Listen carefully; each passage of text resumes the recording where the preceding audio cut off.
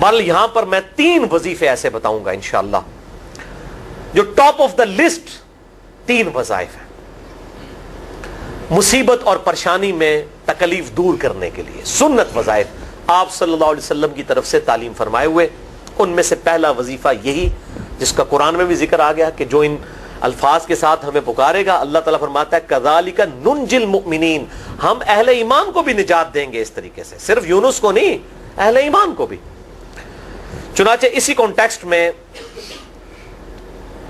پہلا وظیفہ ہے یہ لا الہ الا انت سبحانک انی کنت من الظالمین کا۔ ٹاپک دوسری طرف چلا جائے گا لیکن انصاف ہے کہ میں اس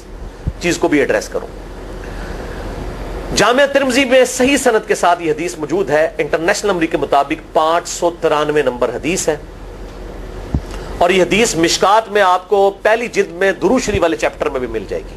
اس میں بھی یہ حدیث موجود ہے۔ جامعہ ترمذی میں انٹرنیشنل نمبر کے مطابق 593 نمبر، سیدنا عبداللہ ابن مسعود رضی اللہ تعالیٰ عنہ کہتے ہیں کہ ایک دفعہ میں آپ صلی اللہ علیہ وسلم کی موجودگی میں نماز پڑھ رہا تھا، اور سیدنا ابو بکر اور عمر رضی اللہ تعالی عنہما وعلیہم السلام وہ بھی وہاں پہ موجود تھے۔ میں نماز کے جب یعنی کہ تشہد میں بیٹھا، میں نے اللہ کی حمد کی، التحیات للہ والصلوات والطیبات، اس کے بعد درود پڑھا، اور اس کے بعد میں نے دعا مانگنا شروع کی تو آپ صلی اللہ علیہ وسلم نے ارشاد فرمایا سل تعطا، سل تعطا، مانگ تجھے دیا جائے گا، مانگ تجھے دیا جائے گا۔ یعنی جو درود شریف اور ذکر کے ذریعے متوجہ ہوتا ہے اللہ تعالیٰ اس کی دعا قبول کرتا ہے۔ اور پھر ابن مسعود ادھر ہی روایت کرتے ہیں، ساتھ ہی جامعہ ترمذی میں دوسری حدیث ہے صحیح سند کے ساتھ کہ ایک شخص آیا، اس نے جو ہے وہ نماز کے دوران حمد و درود کے بغیر ڈائریکٹ اللہ سے مانگنا شروع کر دیا، تو جب وہ فارغ ہوا آپ صلی اللہ علیہ وسلم نے اسے بلا کر کہا کہ سائل تو نے مانگنے میں جلدی کی، تجھے چاہیے کہ جب دعا مانگنے لگے پہلے اللہ کی حمد بیان کر، پھر مجھ پر درود پڑھ، اور پھر اللہ کی طرف متوجہ ہو۔ اور اس حدیث میں آتا ہے کہ ایک اور شخص آیا، یعنی ابن مسعود وہ خود تھے، اور اس نے اللہ کی حمد اور درود کے ذریعے دعا مانگی تو آپ صلی اللہ علیہ وسلم فرمایا سل تعطا، سل تعطا، مانگ تجھے دیا جائے گا، مانگ تجھے دیا جائے گا۔ تو دعا کے لیے حمد اور درود شریف ضروری، اس لیے دیکھیں نماز کی انٹلیکچوئل ترتیب ہے، آپ پہلے دعا کرتے ہیں التحیات للہ والصلوات والطیبات، اللہ کی حمد کرتے ہیں، پھر نبی صلی اللہ علیہ وسلم پر سلام عرض کرتے ہیں السلام علیکم ایھا النبی، اس کے بعد آپ درود پڑھتے ہیں، اور اینڈ پہ آپ دعا مانگتے ہیں اللہم انی اعوذ بک من عذاب جہنم ومن عذاب القبر ومن فتنة المحیا والممات ومن شر فتنة المسیح الدجال، یا اللہم ربنا آتنا فی الدنیا حسنة وفی الآخرة حسنة وقنا عذاب النار، یا رب اجعلنی مقیم الصلاة ومن ذریتی ربنا وتقبل دعائی ربنا اغفر لی ولوالدی وللمؤمنین یوم یقوم الحساب۔ کوئی بھی دعائیں مانگیں، یہ بھی مانگیں جو میں وظائف بتا رہا ہوں۔ تو یہ پہلا وظیفہ جامعہ ترمذی میں انٹرنیشنل نمبر کے مطابق 3505، مشکات میں 2292 نمبر یہ حدیث ہے، اور قرآن حکیم میں تو ہم پڑھ چکے ہیں سورۃ الانبیاء آیت نمبر 87 اور 88 میں آپ صلی اللہ علیہ وسلم نے ارشاد فرمایا کہ یونس علیہ السلام نے مچھلی کے پیٹ میں اپنے رب کو ان الفاظ کے ساتھ پکارا تھا لا الہ الا انت سبحانک انی کنت من الظالمین، اور پھر آپ صلی اللہ علیہ وسلم نے فرمایا کہ جو کوئی شخص اپنے کسی بھی معاملے میں،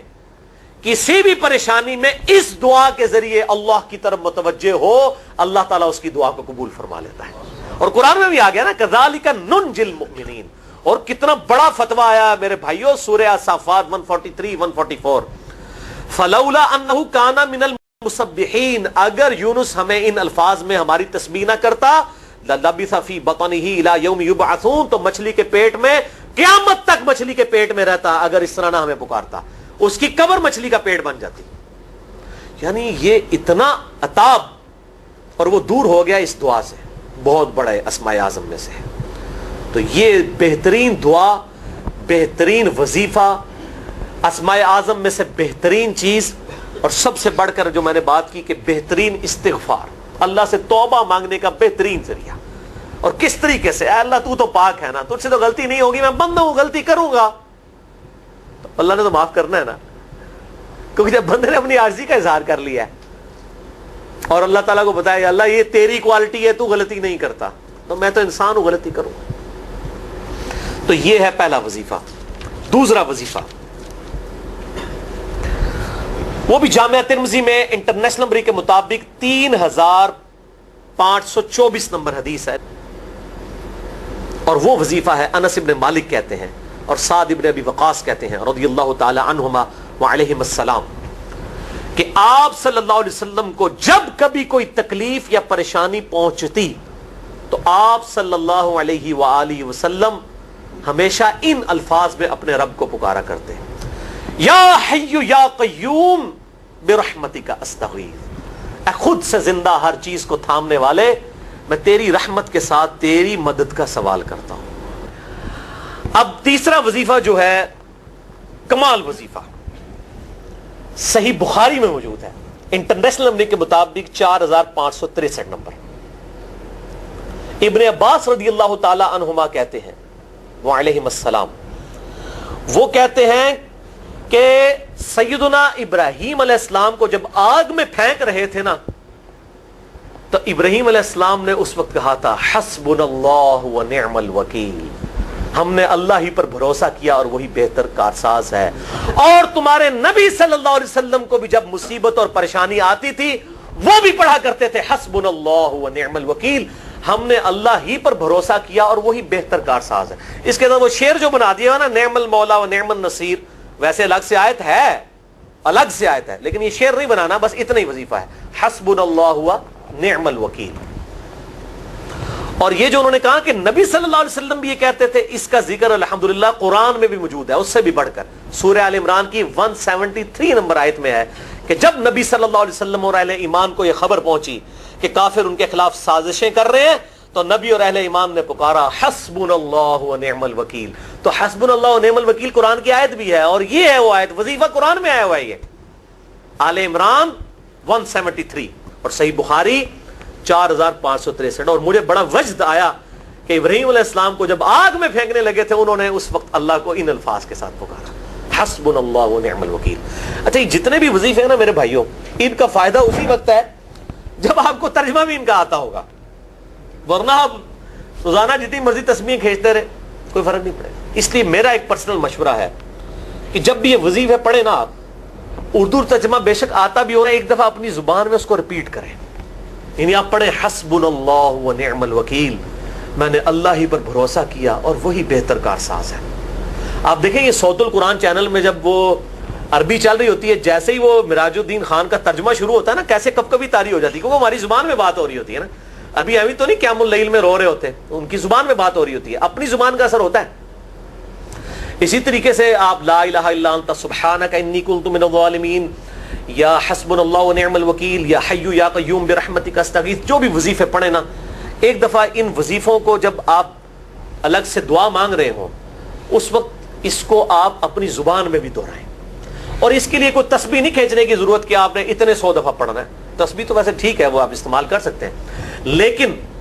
آپ چلتے پھرتے اٹھتے بیٹھتے ہر وقت جس حالت میں بھی، اور صحیح مسلم میں حدیث ہے کہ یہ جو وظائف ہیں ان کے لیے تو کوئی وضو بھی کیا، غسل بھی پروٹوکول نہیں ہے۔ اب عائشہ کہتی ہیں نبی صلی اللہ علیہ وسلم حالت جنابت میں بھی اللہ کو یاد کر لیا کرتے تھے، صحیح مسلم میں حدیث موجود ہے، جنابت والے چیپٹر میں ہر حال میں اللہ کو یاد کرتے تھے۔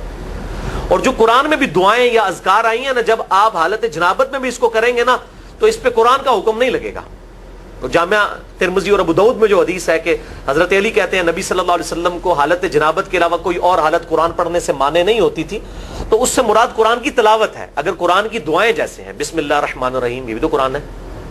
سبحان اللہ بھی تو قرآن ہے، الحمدللہ بھی تو، یہ اذکار جو ہے نا، جب آپ اذکار کی نیت سے پڑھ ہوں گے پھر یہ قرآن نہیں شمار ہوں گے، ذکر شمار ہوں گے، اور اس کے لیے نہ وضو پروٹوکول ہے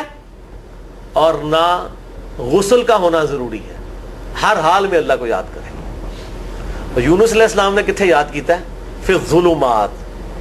مچھلی کے پیٹ میں، جہاں نہ کوئی اگربتی تھی اور تعفن پھیلا ہوا تھا اور اندھیرا ہی اندھیرا تھا، یہاں پہ وہ۔ تو یہ 3 وظائف تھے بڑے اہم اس حوالے سے، اور میں نے اس کو ضروری سمجھا کہ میں یہ ضرور بتا دوں تاکہ لوگ اس پہ ایجوکیٹ ہوں، ان وظائف کو کریں۔ اور مسئلہ نمبر 82 میرا الگ سے میرے بھائیوں ریکارڈ ہے، مسئلہ نمبر 82 اسماء اعظم اور دعا کی قبولیت سے متعلق جتنی بھی چیزیں ہیں میں نے اس میں بڑی ڈیٹیل کے ساتھ الحمدللہ